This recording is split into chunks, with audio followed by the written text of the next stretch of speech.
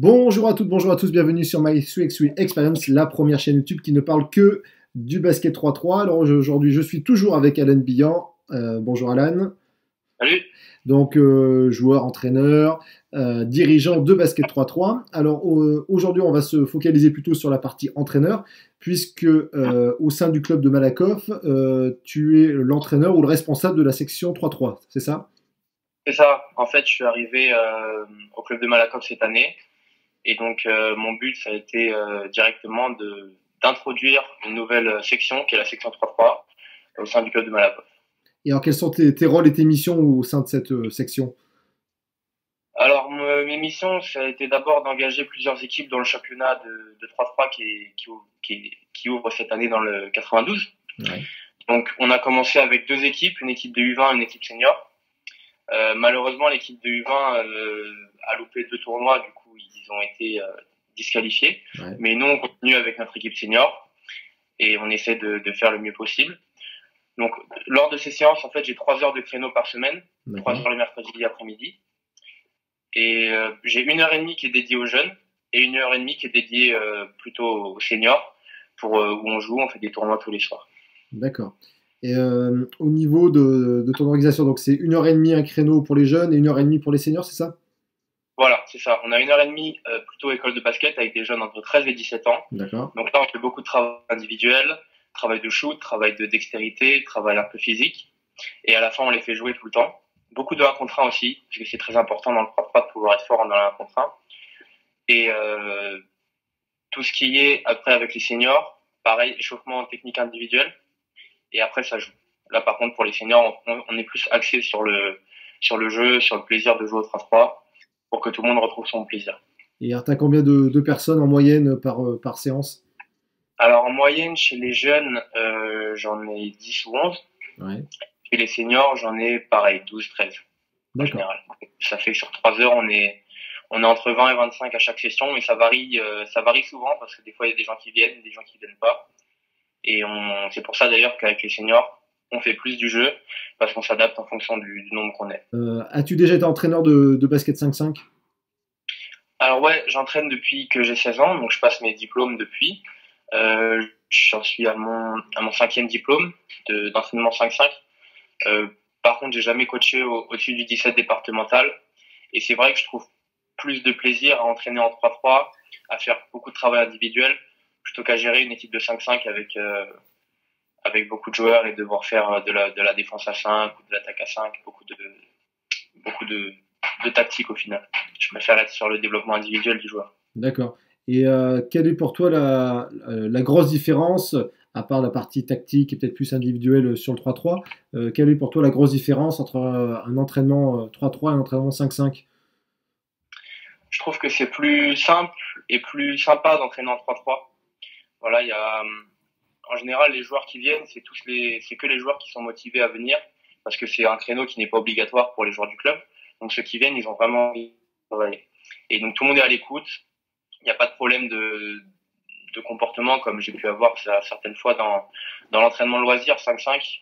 Il y a des joueurs qui sont pas souvent tous concernés, qui ont un niveau très faible et du coup c'est compliqué à gérer avec des joueurs de différents niveaux. Là, on a des joueurs tous motivés, tous à fond.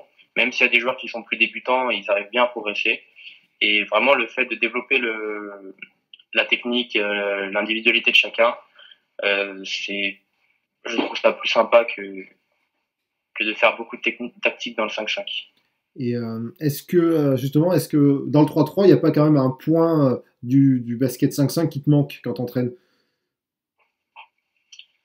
Alors, franchement, moi, même en tant que joueur, je préfère le 3, je préfère jouer le 3-3, je préfère voir le 3-3. Donc, il n'y a pas spécialement de choses qui me manquent. Peut-être juste la médiatisation, quoi, mais ça n'a rien à voir avec l'entraînement. D'accord. Et est-ce que toi, tu as prévu une planification sur la saison au niveau du 3-3? Alors, j'avais prévu ça au début de l'année, sauf que comme le nombre de personnes est un peu variable, je peux pas avoir une vraie évolution avec chacun des joueurs. C'est pas encore comme si j'avais une équipe avec 12 joueurs qui venaient du début à la fin de la saison. Donc du coup, on varie un peu, mais on essaye de tout le temps être sur du travail de dribble, tout le temps du shoot, un petit peu de développement physique spécifique au basket et au basket 3-3 en particulier, avec des mouvements d'accélération sur le fait de ressortir des 3 points et revenir direct vers le panier.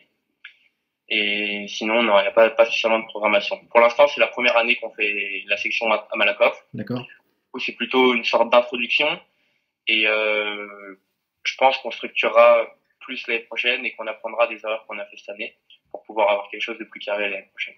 Et justement, alors, je suis dans mon club tout seul, je veux me lancer dans le 3-3. Comment toi, tu as réussi à trouver les informations, les exercices pour pouvoir mettre en place cette discipline? Je m'inspire déjà de mes entraînements 5-5 que j'ai déjà eu avec tous les entraînements individuels qu'on faisait.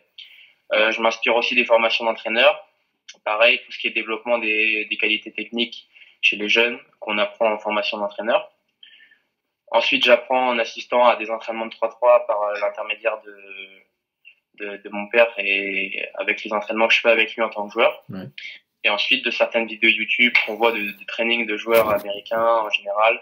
Il y en a beaucoup sur Internet. Et si on prend un petit peu par-ci par-là quelques exercices, ça peut donner des trucs vraiment pas mal. Ok. Et alors, sur la dernière partie un petit peu du rôle d'entraîneur, souvent je rajoute l'organisation de tournois. Est-ce que toi, tu t'occupes de la gestion des tournois au sein de ton club? Bah ouais, c'est ça. C'est bien que tu me poses la question parce que j'avais pas pensé.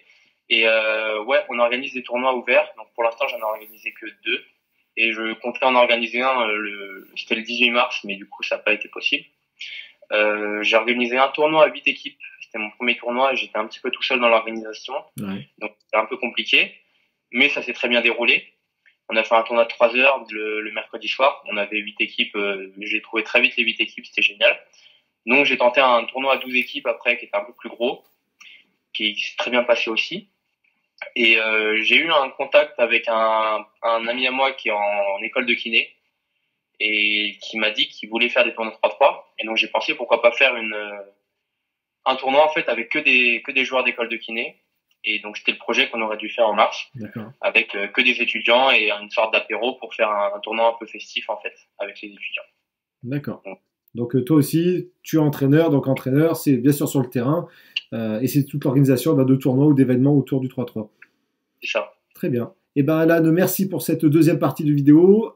Merci de nous avoir suivis. La semaine prochaine, nous allons partir sur son côté plutôt dirigeant au sein d'un comité. N'oubliez pas de vous abonner, de liker et de partager cette vidéo. Je vous dis à la prochaine. Salut!